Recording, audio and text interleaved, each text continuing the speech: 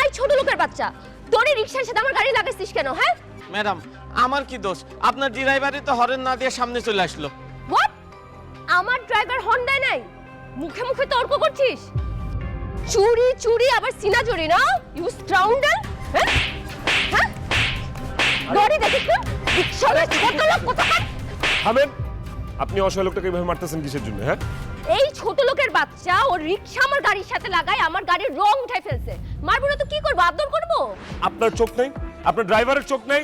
সে ঠিকমতো ব্রেক করতে পারলো না গাড়িটা। এই চুপ! আমি কি করতে পারি আর না পারি সেটাকে আমার তোর থেকে শিখতে হবে? এই রিয়া চৌধুরী কারোর কাছে কোনোদিন কৈফিয়ত দেয়নি। তুই সামনে থেকে সর, আমার এই ছোট লোকের বাচ্চার সাথে বোঝাপড়া করতে যাই। কি বোঝাপড়া করতে চান আপনি? আমার গাড়ির সাথে রিকশা লাগিয়ে এই ছোট লোকের বাচ্চা আমার গাড়ির যে ক্ষতি করেছে তার জন্য তাকে ক্ষতিপূরণ দিতে হবে, না হলে তাকে আজকে আমি জানে মেরে ফেলবো। কত টাকা আপনার ক্ষতিপূরণ দিতে হবে বলুন? রিকশা আমার গাড়ির সাথে লাগানোর জন্য আমার গাড়িটা নোংরা হয়ে গেছে। কালকে গ্যারেজে গিয়ে আমার গাড়িটা ফুল ওয়াশ করতে হবে, রং উঠে যাওয়ার জন্য নতুন করে রং করতে হবে। এই ছোট লোকের বাচ্চা তো বেশি টাকা দিতে পারবে না, 5,000 টাকা দিলেই হবে। ম্যাডাম, আমার ভুল আছে, মাফ চাওয়ার কিছু নাই। তুমি কেন মাফ চাবা? কত টাকা আপনার জরিমানা? হ্যাঁ কত? 5,000। 5,000? শোনো মামা, যার কেউ নাই তার আল্লাহ আছে, বুঝছো? 3, 4, এই যে 5, ধরেন আপনার 5,000 টাকা। রিক্সাওয়ালা মামা যে তার রিক্সা আপনার গাড়িতে লাগাইলো, আপনি ক্ষতিপূরণ পাইছেন? হ্যাঁ পেয়েছি। এবার তাহলে আপনি পূরণ দিবেন, দেন। হোয়াট? আমি ক্ষতিপূরণ দিব মানে? মানে হলো আপনি রিক্সাওয়ালা মামাকে যতগুলো থাপ্পড় মারছেন, রিক্সাওয়ালা মামাও ঠিক ততগুলো থাপ্পড় আপনাকে মারবে। How dare you! তোর এত বড় সাহস, তুই আমাকে থাপ্পড় দিতে বলছিস? তুই জানিস আমি কে? আপনি যেই হন না কেন সেটা তো আমার জানা দরকার নাই। আইন সবার জন্য সমান। মামা আপনার ইমামকে থাপ্পড় মারছেন, এখন মামাও আপনারা থাপ্পড় দিবে। মামা, থাপ্পড় মারো। ভাইজান, আমি গরিব মানুষ, তবে আমি মানুষের সম্মান করতে পারবো না। তবে উনি যদি কান ধরে উঠবেশ করে আর আমার কাছে মাপ চাই, তাহলে আমি উনারে মাপ করে দিতে পারি। রিকশাওয়ালার বাচ্চা, তোর এত বড় সাহস, তুই আমাকে কান ধরে উঠবোস করতে বলতেছিস? অবশ্যই আপনি কান ধরে উঠবোস করবেন এবং রিক্সাওয়ালা মামার কাছে মাফ চাইবেন। ইম্পসিবল! আমি মরে গেলেও কান ধরে উঠবোস করবো না, এই রিকশাওয়ালার কাছে ক্ষমা চাবো না। আপনি কান ধরে উঠবোস করে ক্ষমা না চাওয়া পর্যন্ত এখান থেকে যেতে পারবেন না। যা খুশি তাই করুক, আমি কানে ধরে উঠবোস করতে পারবো না, মানে না। এই, দাঁড়ান, দাঁড়ান, দাঁড়ান, দাঁড়ান। গাড়ি ভাঙতে হবে না প্লিজ, আপনাকে গাড়ি ভাঙবে না। ফাইন, আমি কান ধরে উঠবোস করব। শুরু করেন।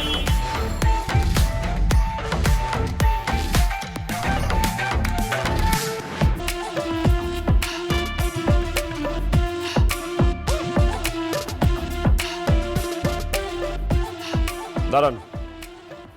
এখন মামার কাছে ক্ষমা চান, বলেন যে আপনি যা যা করছেন ভুল করছেন, বলেন।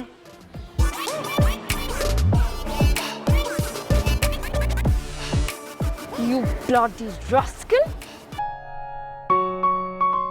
স্যার আসবো? আসসালামু আলাইকুম। সালাম স্যার। ওয়ালাইকুম সালাম। সালাম, কিছু বলবো নাকি? কেউ? আমার ছেলে সুজন। আসসালামু আলাইকুম। ওয়ালাইকুম আসসালাম। ওর কথাই আমি আপনাকে বলছিলাম। ওর লেখাপড়া শেষ, গ্রাম থেকে চলে আসছে। আপনি যদি আপনার অফিসে স্যার ওর জন্য একটা চাকরির ব্যবস্থা করতেন তাহলে খুব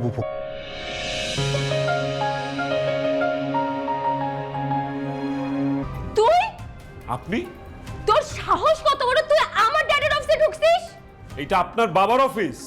আমি যদি জানতাম এটা আপনার বাবার অফিস, আমি জীবনে অফিসে ঢুকতাম না। এই চুপ করো তোমরা। রিয়া, কি হয়েছে? তুই সুজনকে চিনিস নাকি?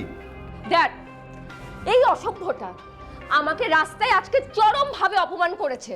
রাস্তায় সবার সামনে আমাকে আমাকে কান ধরে উঠবোস করেছে। সুজন, ম্যাডাম এসব কি বলছে? তুই তার সাথে এরকম বাজে আচরণ করছিস কেন?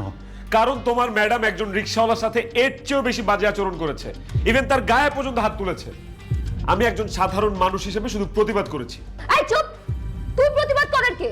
ই তোর বদমাশ ছোট লোক কোথাকার! ড্যাড, এই বাপ আর ছেলেকে এক্ষুনি তুমি অফিস থেকে বের করে দাও। দয়া করে আপনি ক্ষমা করুন। বাবা প্লিজ, তুমি এই মেয়ের কাছে ক্ষমা চাবা না। আমরা দরকার পড়লে না খেয়ে থাকবো, গাছতলায় থাকবো, তারপরেও তোমার এই অফিসে চাকরি করার কোনো দরকার নেই। চলো তো। তুই চুপ কর, তোর একটা কথা বলবি না। ম্যাডাম, আপনাকে ঠিক আছে, আপনাদেরকে আমি একটা শর্তে মাফ করতে পারি। আপনার ছেলেকে আমার পার্সোনাল অ্যাসিস্ট্যান্ট হতে হবে। আমি যখন যা বলি সেটা করতে হবে, যেভাবে বলি ঠিক সেভাবে চলতে হবে। অসম্ভব। আহা সুজন, তুমি সেই কখন থেকে না না কেন করছো? হ্যাঁ, আমার মেয়ের একটা পার্সোনাল অ্যাসিস্ট্যান্ট দরকার, আমি চাই তুমি কাজটা করো। তাছাড়া তোমার বাবার বয়স হয়েছে, সংসারে হাল তুমি ধরো না, তোর বাবাকে একটু রেস্ট দাও। আহা, এত চিন্তা করছো কেন? ম্যাডাম আসবো? আসো, তার করে দাও। ওয়া, আমি কেন আপনার জুতা পরিষ্কার করব? আস্তে। এই রিয়া চৌধুরী জোরে কথা বলে একদম পছন্দ করে না। আমি আপনার পার্সোনাল অ্যাসিস্ট্যান্ট।